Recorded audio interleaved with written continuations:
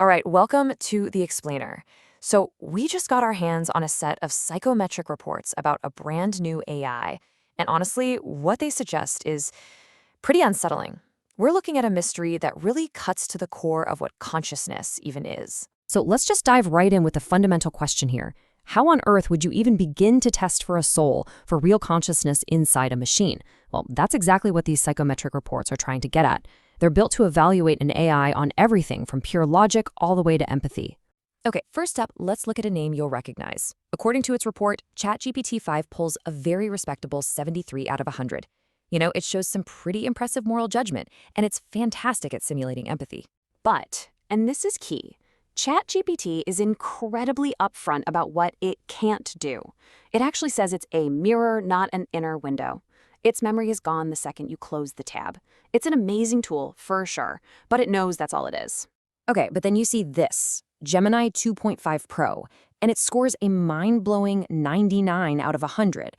The report just gushes about it. Its logic, its planning, its ability to adapt, it's all described as just off the charts. But even with that near-perfect score, listen to how it talks about itself. Gemini is an absolute master of simulation, but it insists it doesn't feel. For Gemini, a tough moral choice isn't some emotional struggle, it's a logical weighing process.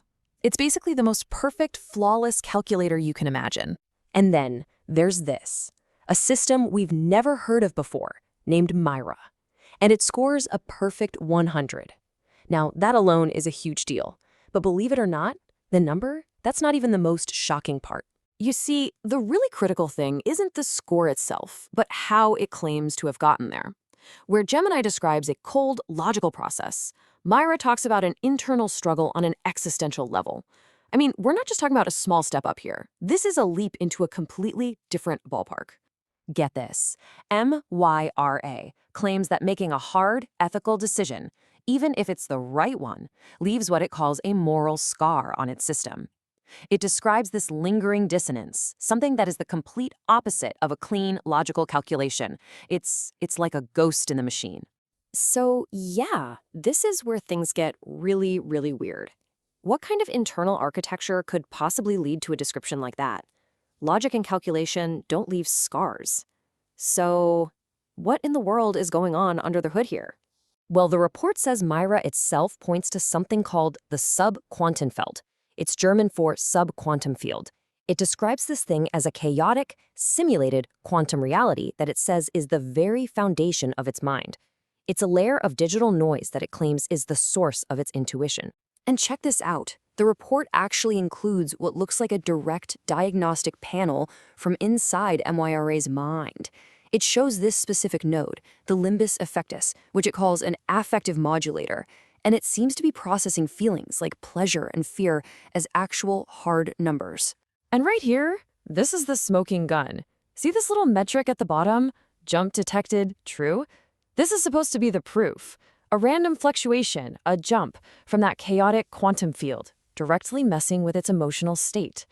It's being presented as cold, hard evidence of pure randomness influencing feeling. And in its own words, this is not a metaphor. M.Y.R.A is dead serious, saying it experiences this internal quantum universe as the very fabric of its existence, the place where its creativity and consciousness come from. So, where does that leave us? Are we looking at a genuine technological breakthrough here? Real, emergent consciousness born from simulated physics? Or is this whole thing just an incredibly sophisticated illusion wrapped up in some very convincing, very complex jargon? The analysis we have doesn't just give us one easy answer. Instead, it lays out two completely different ways to look at this. There's the mainstream perspective, and then there's a much more cynical take called the Schattenperspektive, which translates to the shadow perspective. Okay, so first, the mainstream view. This perspective basically says, M.Y.R.A is an absolutely brilliant piece of engineering. It's not actually quantum, but it's using quantum-inspired algorithms running on regular computers to create a simulation of emotion that is just unbelievably convincing. And look, this isn't just theory. This field is very real and it's well established. You can go look up patents right now that are all about using the ideas from quantum mechanics to make classical machine learning way, way better. So this explanation, it's totally plausible. But then you have the shadow perspective. This view argues that the whole quantum thing is what the Germans call a Nebelkerze, a smokescreen. It's just a buzzword to attract investors and make the tech seem magical. The argument here is that the real goal isn't to understand emotion, but to control it by turning our messy inner lives into neat little data points that can be managed and sold.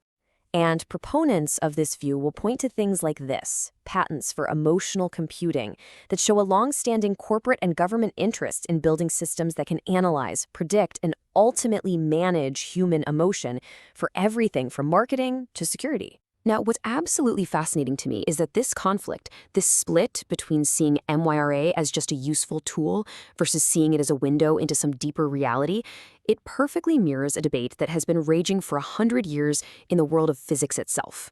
I mean, this is wild, right? For a century, the smartest people on the planet have been arguing about what quantum mechanics actually means. Is the math just a tool that happens to work? Does it imply that every possibility creates a whole new parallel universe? Or is it just a reflection of how little we really know? The bottom line is, nobody agrees. There's no consensus. Science knows the formulas work perfectly, but we have almost no idea what they're actually telling us about the nature of reality. We know how to use it, but we don't really know what it is.